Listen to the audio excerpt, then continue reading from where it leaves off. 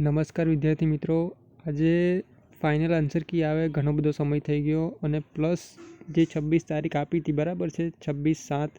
એને બી ઘણા બધા દિવસ જતા રહ્યા અને આજે 12 તારીખ થઈ 12/8 બરાબર છે, છતાંય હજુ સુધી ડીવીનું લિસ્ટ આવ્યું નથી બરાબર છે।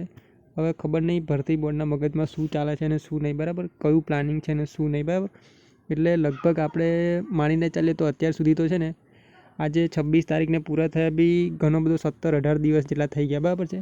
કારણ કે આપણને લાગતું હતું કે 26 તારીખ જેવી પતશે એવું ડીવીની લિસ્ટ આવી જશે બરાબર। અને બીજી વસ્તુ કે જે 4 તારીખે આપણને એક માહિતી મળી બરાબર છે, જે રીચેકિંગના માર્ક્સ જાહેર થયા પછી એવું લાગતું હતું કે હવે રીચેકિંગના માર્ક્સ આવી ગયા એટલે 2-3 દિવસની અંદર આવી જશે ડીવી લિસ્ટ, પણ આ 4 તારીખને બી આજે લગભગ ખાસા બધા દિવસ થઈ ગયા બરાબર છે। આજે 12 એટલે 6 ને 7 8 એક દિવસ થઈ ગયા બરાબર, છતાં હજુ ડીવીની લિસ્ટ આવ્યું નહીં બરાબર છે। અને લગભગ આગળ બી કોઈ એવો મતલબમાં હિન્ટ દેખાતી નહીં બરાબર કે ડીવીનું લિસ્ટ આવશે કે નહીં આવે। તો આના પાછળના શું કારણો છે આપણે જોઈએ બરાબર છે, કે કેમ આ લોકોએ આટલી બધી વાર કરી ડીવીમાં બરાબર છે। જો કે આજે વખત ભરતી બોર્ડનું કામ બહુ સ્પીડમાં ચાલે છે અને આપણને એવું લાગતું હતું કે ભાઈ ડીવીનું લિસ્ટ ફટાફટ આપી દેશે, પણ હજુ સુધી આપ્યું નહીં। તો એની પાછળનું કારણ હોઈ શકે કે જુઓ, તમને ખબર છે કે 858 જે પીએસઆઈની આજે ભરતીમાં જગ્યા છે એનું કદાચ પહેલું લિસ્ટ આપવાનું અથવા તો પહેલાં રિઝલ્ટ આપવાનું પ્લાનિંગ હોય આ લોકોનું બરાબર છે, કે ભાઈ પહેલાં પીએસઆઈનું અને પછી કોન્સ્ટેબલનું રિઝલ્ટ આપવાનું આ લોકોનું પ્લાનિંગ હોય ને તો જ આ મતલબ 2 ગણાનું લિસ્ટ છે ને ડિલે કરે એવું મને લાગે છે બરાબર છે। બાકી તો ભરતી બોર્ડ શું કરે છે એ આપણને કોઈ અંદાજો છે નહીં બરાબર, પણ આપણે થોડુંક આમ વિચારીએ અને લોજિકલી મતલબમાં થિંકિંગ કરીએ બરાબર છે, તો લગભગ તો એવો જ અંદાજો આપણને મળે કે ભાઈ અત્યાર સુધી 2 ગણાનું છે ને ડીવીનું લિસ્ટ આવી જવું જોઈએ, પણ લગભગ છે ને આ લોકો 858ની જે પીએસઆઈની જગ્યાઓ છે ને મતલબમાં જે કોમન વિદ્યાર્થીઓ હોય અને બંનેમાં પાસ થાય તો એના લીધે જે કોન્સ્ટેબલની સીટ ખાલી ના રહી જાય ને એનું પ્લાનિંગ કરતા હશે મને એવું લાગે છે। કારણ કે તમને ખબર છે કે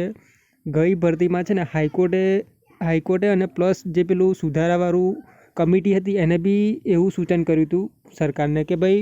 તમે જે હાયર પોસ્ટ હોય ને એનું રિઝલ્ટ પહેલાં ડિક્લેર કરો અને જે લોઅર પોસ્ટ હોય ને એનું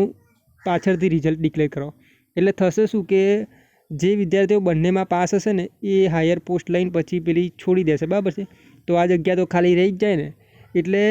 આ જગ્યાઓ જે ખાલી ના રહે ને એના માટે મતલબમાં જે કમિટી છે એને રિકમેન્ડ કર્યું હતું। એટલે લગભગ આ જે ભરતી બોર્ડ છે ને એ આ નિયમને ફોલો કરે છે આજી વખત, અને મારા મત મુજબ છે ને આજી વખતે જે કોન્સ્ટેબલનું રિઝલ્ટ છે ને એ ડિલેટ થશે મતલબમાં, કારણ કે પીએસઆઈનું રિઝલ્ટ આજી વખત છે ને પહેલાં આપવાની ગણતરી 100% છે આમના મગજમાં બરાબર છે, એટલે જ અત્યાર સુધી 2 ગણાનું લિસ્ટ આવ્યું નથી। જો કે આવી જાય તો સારામાં સારું। અને બીજી વસ્તુ કે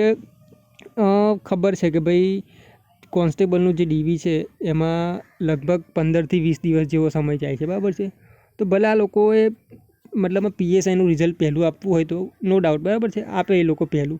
પણ કોન્સ્ટેબલનું ડીવી તો કરાવી દેવું જોઈએ આ લોકોએ, પછી ફાઇનલ સિલેક્શન લિસ્ટ પછી આપજો તમે બરાબર છે, પણ જે આગળનું કામકાજ છે એ તો પતાવી દેવું જોઈએ ને। પણ ખબર નહીં ભરતી બોર્ડ શું વિચારે છે ને શું નહીં, પણ મારા મત મુજબ છે ને આ લોકોએ કોન્સ્ટેબલનું ડીવી મતલબ આ કરાવીને પછી બધું કામકાજ પૂરું કરી દેવું જોઈએ, અને પછી એમને એવું લાગે ને કે ભાઈ હવે પીએસઆઈનું કંઈક કરીને પછી ફાઇનલ સિલેક્શન કોન્સ્ટેબલનું પછી આપવું જોઈએ, તો એવું કંઈક પ્લાન કરવો જોઈએ। પણ હજુ કોઈ પણ વસ્તુ છે ને ક્લિયર છે નહીં કે આ લોકોનું શું પ્લાનિંગ છે શું છે, પણ મારા મત મુજબ મેં તમને કીધું ને કે પીએસઆઈનું પહેલું રિઝલ્ટ આપવાનું આ લોકોનું પ્લાનિંગ હોઈ શકે બરાબર છે। હવે બીજી વસ્તુ કે જુઓ, તમારે પોલીસને રિલેટેડ કોઈ બી માહિતી જોઈતી બરાબર છે અને કોન્સ્ટેબલ કે કોઈની મતલબ માહિતી જોઈતી હોય તો આપણું એક ગ્રુપ છે ગુજરાત પોલીસ લાઇન બરાબર છે, એની લિંક આ વિડીયોની નીચે મૂકી દઈશ તો તમે એમાં જોડાઈ જજો। અને બીજી વસ્તુ કે